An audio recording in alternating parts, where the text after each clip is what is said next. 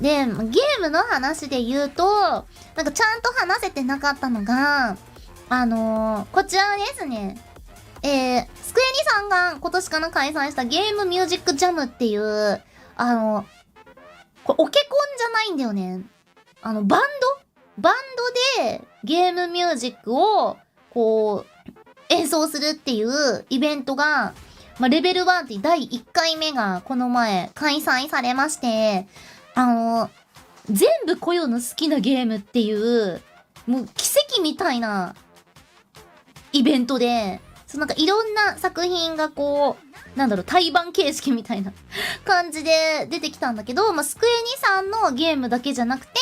なんかゲストでね、弾丸論破とアンダーテールも来てて、で、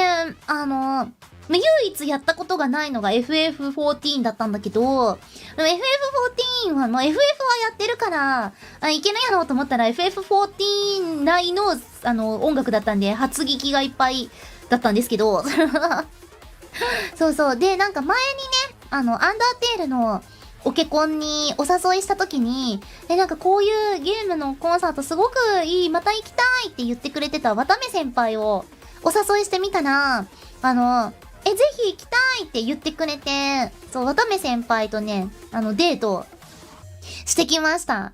はい。いや、なんとこれ、会場がどこだっていうのを調べずに行ったんですけど、会場がなんだっけ、船橋千葉の船橋で、めっちゃ遠くて、あ、お台場とかじゃないんだみたいな。すごい、なんか、小旅行みたいな距離だった。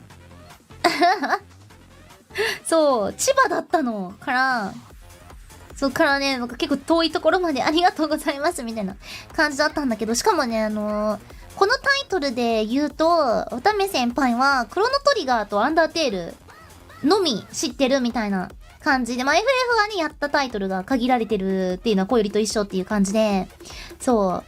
う。でもその中でね、来てくれて、そう、でもやっぱね、クロノトリガーの音楽をこう改めて聴くことができるのもめっちゃ良かったし、アンダーテールもめっちゃ良かったし、そう、でね、ニーヤをね、めっちゃ布教しました。いや、めっちゃではないかも。でも一応なんかこういうゲームで、みたいな。すごくいいんです、みたいな話をして、多分渡目先輩もね、雑談で話してくれたみたいなんだけど、合うよなーって思ったの。そう、渡目先輩にニーヤ多分すごい合う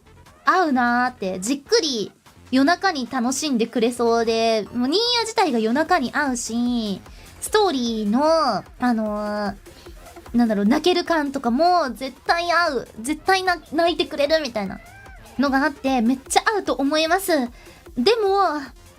ニーヤは、まずはオートマタかな。まあ、レプリカントもすごく良くて、みたいな。レプリカント曲もいいし、ただでもレプリカントの集会よりオートマタの集会の方がやりやすいんで、みたいな話をすごいしたんだけど、オートマタからやれる作品なんで、みたいな。そう、でもオートマタも、ちょっと参集していただいて、こその作品、一周じゃ、世界のすべてがわからないので、まあ、3週やっていただきたいものなので、長いので、でも合うと思いますみたいな。そう。ちょっと長いので、そこは、ご自身でご判断いただいて、みたいな感じでお話をさせていただきました。はい。ちゃんとね、長いことはしっかり伝えながら、でもゲーム性とかはね、音楽もすごいいいし、合うと思いますよ、みたいな布教をした。で、その後ね、ご飯も一緒に食べたんですけど、しゃぶしゃぶを一緒に食べに行きまして、で、いつもの渡目先輩のお世話される覚悟がある顔で、座ってた。というか、言ってた。お世話される覚悟があるかなっつって、ラムしゃぶではない。普通のね、しゃぶしゃぶですけど。そう。渡部先輩もご自身でも言ってるんだけど、ご飯を食べるときに、鍋奉行とか、肉奉行とかはしない。お世話される覚悟でいるみたいなのを、自分でもネタにしてるんだけど、そう。で、コヨがね、選んだお店だったっていうのもあって、コヨがこう普通にやってたんだけど、全部取り分けて、差し上げました。でも、コヨも結構後輩気質というか、そういう鍋とかをめっちゃ、やるタイプだから、やらないと気が済まないというか、自然とやっちゃうみたいな。肉焼いたりとか、しゃぶしゃぶしたりとか、やるタイプだから、相性いい。そう、すごい気を使われすぎないで、もうお世話される覚悟あるかなっていう感じで、全部受け止めてくれるから、そう、ウィンウィンの関係で、もういっぱいいっぱい、もう食べては肉入れて、よそって、食べては肉入れてよそってみたいな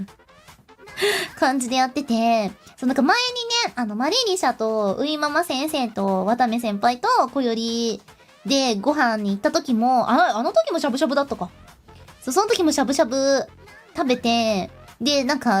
お世話される覚悟でいるみたいな。渡部先輩は。全く、鍋に触らないみたいなのがね、あったんだけど、それを思い出して、そういえばそうだったみたいな。そう、いっぱいお世話させていただきましたね。お世話される覚悟っていう言い方、かわいいよね。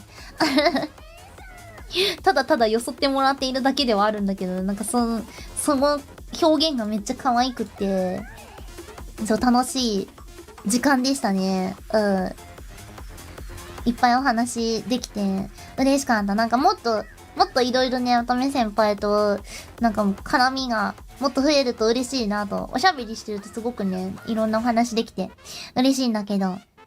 みんなに見えるとこでもね、いろいろ絡みが増えればいいななんて思ったりしました。待って、もう1時間なんだけど。